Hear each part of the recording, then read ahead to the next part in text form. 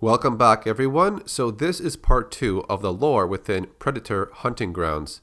If you saw the previous video, we went over the first 10 audio logs that are collectible in the game, each one giving us a backstory after the events of the first Predator movie and leading into Predator 2.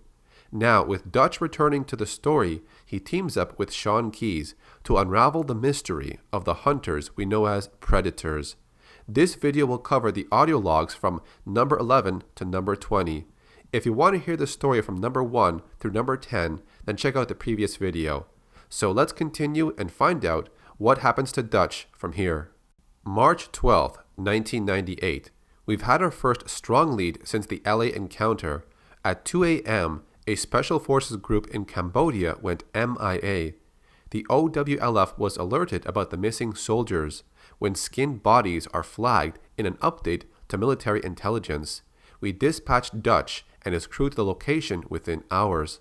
Our research suggests that the Predator hunting grounds are active for roughly a week. Then we assume they return to their homeworld. What's worrying is that our rate of detection seems to be escalating. They could be sending more Predators. This is exciting, but also worrying. If the number of Predator events is increasing, we will inevitably cross a threshold where there are too many to handle. Dutch's team is highly effective at dealing with the menace as it is now. But unless we develop an advantage, humanity is not prepared to face a Predator invasion. March 19th, 1999. Dutch's team managed to secure an intact piece of the Predator weaponry. They tracked and killed the Predator while somehow snagging its shoulder cannon before a group of elders showed up for the body, exactly as it happened in LA. The elders either did not know or did not care that Dutch stole the gun, but goddamn, I'm glad we managed to keep it. I have the team running preliminary tests on composition and rudimentary functionality. I'd like to get those nailed down before anyone even thinks about attempting to fire it. Based on how Dutch describes it, there was an unnatural connection between the weapon and the Predator itself, which could imply advanced biometric controls. Alternatively, there could be a more direct connection with its mask. So many possibilities, but only time and rigorous testing will tell. What's of paramount importance is that we don't blow ourselves up along the way. It's April 4th, 2001. While I've had basic training, I usually stay away from field duty. However, it seemed prudent to have first-hand knowledge of the Predators. As Dutch continues to prove himself an expert tracker, I was guaranteed a sighting if I went on the next mission. I opted out of arming myself, as previous accounts describe Predators sparring the unarmed. Killing a defenseless target must be seen as dishonorable. After infiltration, we quickly walked into a guerrilla ambush. At this particular moment, I regretted my decision to go unarmed, but I kept my head down while Dutch and his team did their work. After the dust settled, we heard a deafening roar. In the clearing stood a massive Predator. It had no mask, staring Dutch down in complete silence. After what seemed like minutes, it let out another roar and charged us.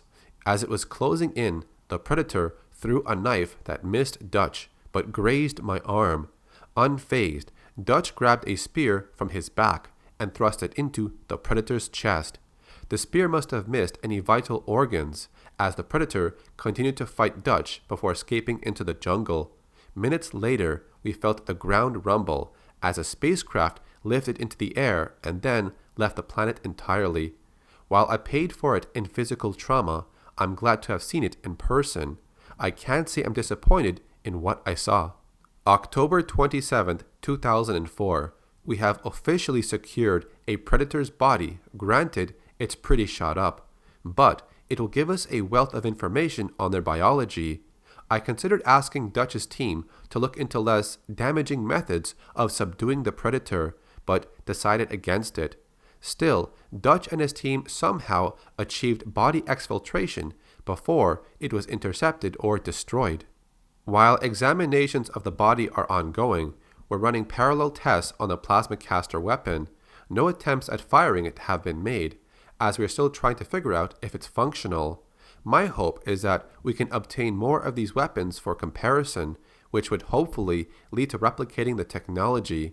Having the weapon of our enemy would dramatically increase our odds in an all-out conflict. July 8, 2007. Today is the 10th anniversary of my father's death in Los Angeles. Because of his contributions to the OWLF, the very building I'm sitting in was named in his honor. Nothing stood in the way of his drive, passion, and desire to learn the secrets of the universe. With everything we've accomplished since his death, I'd like to think he'd be proud. The best way to honor him now is to make sure his legacy lives on. Our team will continue to make history in the name of Peter Keyes. March 10th, 2008. The team is pretty shaken. On our last mission, Dutch's crew was killed. We dispatched his team to a hunting ground near a small village, but the entire village was empty. Investigating the scene revealed a fresh human skull and spine impaled and dangling on a predator spear at the center of the village. That's when all hell broke loose. The team could not find a target, as one by one they were picked off. Dutch got the survivors into cover and offered himself up as a challenge. As he drew his own spear, within seconds he stood face to face with a very unique predator. He described its armor as far more ornate, almost Egyptian in its regal design. Physically, it was slimmer, but far more deadly than any previously encountered predator. Based on the description, I'm confident that what he encountered was the female of the species. Our assumption has been that all known predators have been male, though up until now it was mostly an informed guess. Dutch was ambushed, pinned to a wall by the female's net launcher. He observed the predator walk toward him, then activate her shoulder cannon, which quickly shot every member of his team with astonishing precision. As the razor netting cut into his face, blood ran into his eyes, so Dutch barely saw the predator cloak and disappear into the jungle. Given the heavy casualties and Dutch's severe injuries, it's unlikely we'll be sending teams out for some time. I fear we've kicked the hornet's nest, and now the queen is pissed. November 17th, 2008. For some time now, the medical team has been experimenting with technology devised from the Predator medical kit, clearly predicting injury on their hunts. Predators carry a small host of advanced medical devices. While it is configured for predator physiology, the foundational technology is surprisingly universal, though nowhere near ready for human testing until some time later. Dutch returned from a hunting ground with severe injuries after a confrontation with the predator female. The consensus was that he would not survive. With Dutch's consent, we used a host of experimental options to stabilize his condition, including a serum containing predator blood cells augmented with human DNA. One of the factors that contributes to the predator's long lifespan is their ability to regenerate tissue. Our hope was that this could be altered to identify human tissue as its own and repair it accordingly. So far, the serum has accelerated the expected time of recovery. Considering Dutch's age, he should have healed his wounds in a year, but this occurred in under 3 months. He'll remain in quarantine until the side effects of the serum can be identified. Given how severe his injuries were, it's a small price to pay, though at some point we'll need to discuss sterilization with Major Schaefer. If this affects his DNA, we cannot risk that change disseminating into the gene pool. Now this part is really interesting because it brings up the idea of using predator blood samples on humans. We've seen this done before in other stories. For example, in the video game Predator Concrete Jungle, Hunter Borgia survived his infant years when he was exposed to predator blood. The blood would allow him to increase his lifespan and stay young. He would later augment himself genetically, turning him into a human-predator hybrid. A similar idea was used in the comic book Aliens vs. Predator Eternal. The villain of this story would use predator blood to keep him alive much longer than normal. He also hunted predators for their blood and technology. It's May 24th, 2010, and things have been alarmingly calm, which is making me nervous. A short time after Dutch's brush with death, we had an energy surge that only affected the Predator equipment.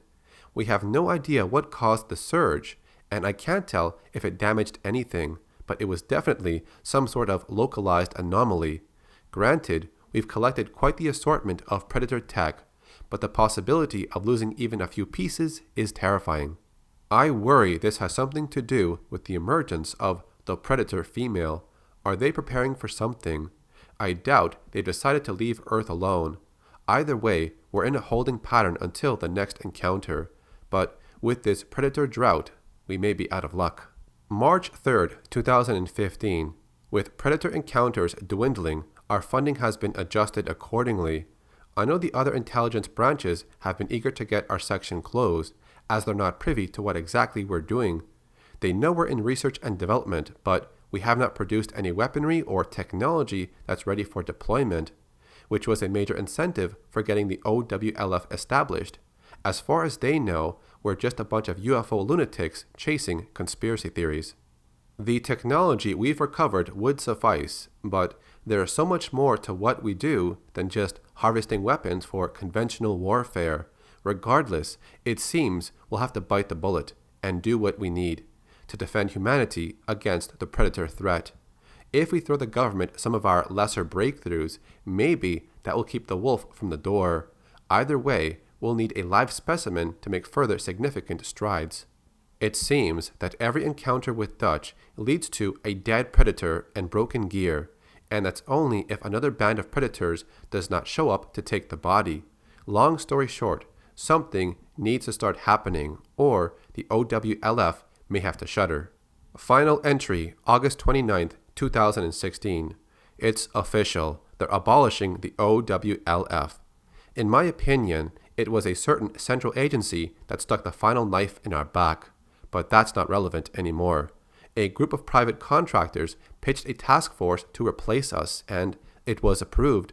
Because we blazed a trail of discovery, they were able to swoop in and overpromise without putting in any legwork. Because of their prior weapon development experience and the guarantee of a live Predator within 1 year, they were swiftly green-lit.